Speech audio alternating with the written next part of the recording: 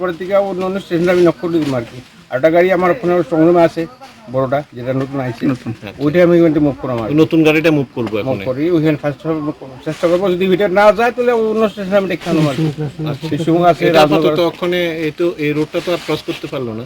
না, এটা তো হয়েছে না, আমরা পরে গিয়ে অলরেডি আমরা স্টাফরা আগুন নিবাইলেছি, মানে হাঁটতে গেছে, ওটা হাঁটতে গেছে আর কি, গাড়িটা গেছে না, কিন্তু হাঁটতে গিয়ে তারা আগুনটা কোনখানে লাগছিল? এই বিস্কুট কিসের থেকে হয়েছিল এটা? গ্যাসের ফায়ার হয়েছে। আমরা গাড়ি এখানে মানে একটা কলে ভাই ছিল, সেই ফায়ার কলে হয়েছিল এখানে, তো ইভেন্টটা রোডটা তো সিঙ্গেল রোড, তো আমরা গাড়ি আসছে ওখানে লোকাল পাবলিকের অনেকেই গেছে যে গাড়ি যাইবো কিন্তু আমরা তো সেই জায়গায় ও কি বললা রাত যায় কি না, যাক গাড়ি তো আমরা ড্রাইভার সাহেব এবং আমার স্টাফরা তো নিয়ে এসলো দিকে, গাড়ি ওইখানে ফাঁসে গেছে আর কি। এই জায়গাটার নাম?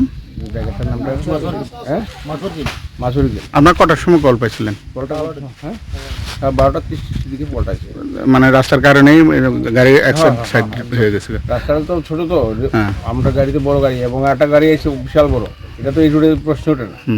সুতরাং বিলোনিয়ার সাব ডিভিশনের মধ্যে অনেকটি জায়গায় ছোটো ছোটো রাস্তা, তো সেই জায়গাতে গাড়িগুলো নিয়ে আমরা ফার্স্ট জন্য একটা প্রবলেম হয়।